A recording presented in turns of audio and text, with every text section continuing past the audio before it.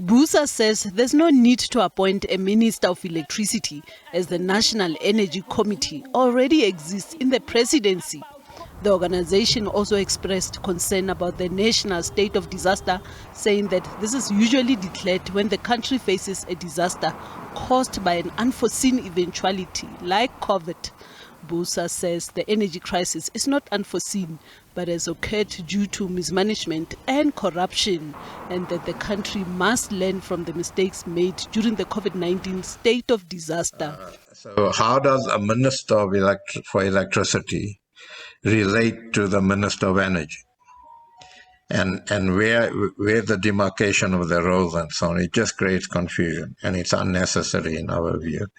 The removal of red tape, the President has the red tape there in his office. For a year, there's been no progress on that. You don't appoint another minister to remove red tape. Identify where the red tape is, then remove it. NUMSA, SAF2, Action SA, civil society groups and a small business forum are among those who have filed court papers against the government to stop load shedding.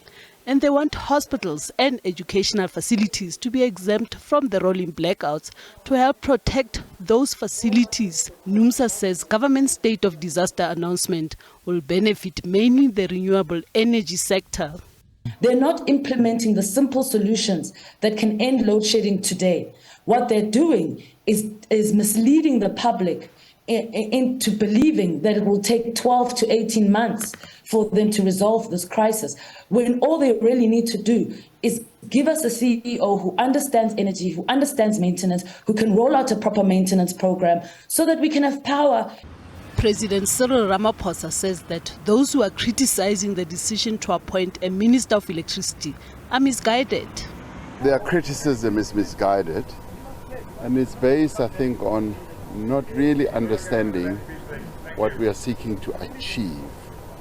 We're seeking to address the electricity crisis by declaring a state of disaster. And it's quite interesting that they called for a state of disaster.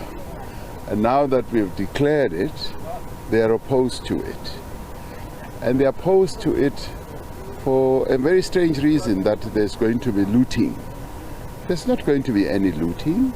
There's just going to be a process of ensuring that we deal with the crisis, and we will be following all the processes, the rules and the regulations, and to speed up the process of enabling ESCOM to be able to deal with the challenges of generation and transmission. BUSA has called on government to have an implementation plan with clear timeframes.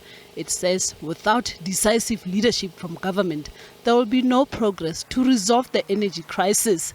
Naledi Matlapeng, SABC News, Johannesburg.